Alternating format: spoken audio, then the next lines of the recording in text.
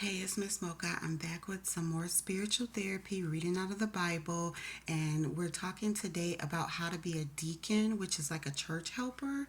And so I'm going to go through the qualifications. You can find this in First Timothy chapter 3, verses 8 through 10. So just a couple verses and it breaks it down.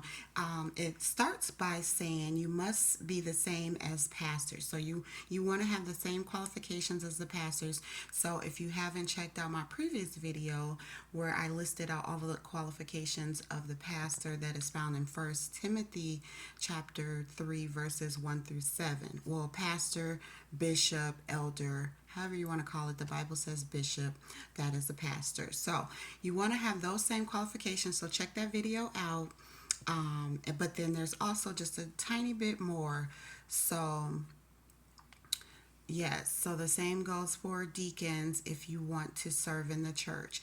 And then the next qualification says that you must be graved and not double tongued. So basically, you must be serious, not deceitful, and not a liar. So you want to make sure that you are serious about taking on this role working in the church. And then you also must not be given too much wine, so you're not indulging in too much wine or alcohol. You're not an alcoholic. You're not getting drunk. You're not letting, overindulging, letting the alcohol control you. So that was one of the qualifications for a pastor as well. It's also for a deacon or a church assistant.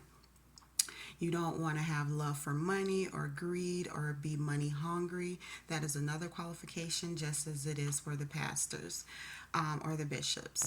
You want to hold faith and pure, clear conscience. And so, what it says is, don't be in it for what you can get out of it. Be in it because that's where your heart is. You want to have behavior consistent with spiritual maturity. And that's kind of like for the pastor too. You want to fully understand the mystery of faith. So you want to make sure you're all in it for good reasons. Not using a position to try to run and control things or run and control people or use it to talk down on people or treat them a certain type of way.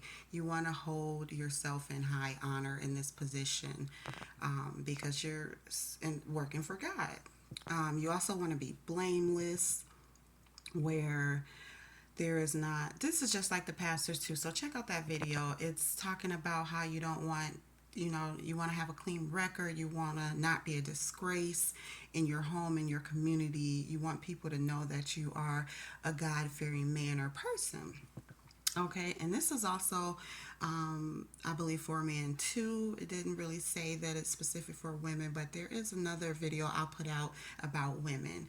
And so it also says that in order to get this position, first you need to be given other jobs as a test to test your character and your ability to prove yourself.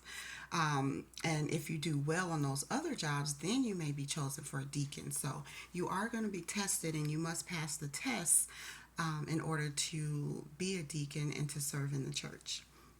And so also you want to be committed to your spouse, and that's just like the qualifications of a pastor. So check out that video. You want to be ruler and leaders over your household and your children. Be diligent with keeping your home godly and in order, with everyone, behaving with respect and dignity. So, yeah, those are the qualifications of a deacon, which is a church helper, pretty much the same as the pastor. So, thank you for listening.